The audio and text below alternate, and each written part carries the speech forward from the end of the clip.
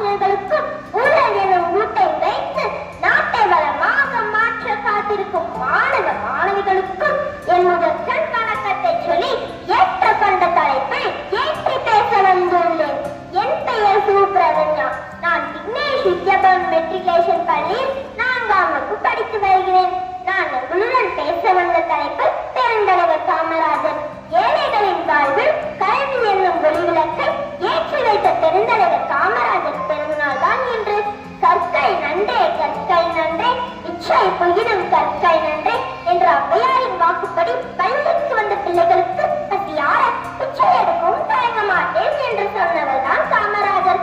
கல்வி வளர்ச்சிக்காக ஆற்றிய சிறப்பான தொண்டுகளை போற்றும் வகையில் இவரின் 121ஆம் பிறந்த தினமான இன்று கல்வி வளர்ச்சி நாளாக கொண்டாடுகின்றனர். காமராஜர் 1903ஆம் ஆண்டு ஜூலை 15ஆம் தேதி திருநெல்வேலியில் பிறந்தார்.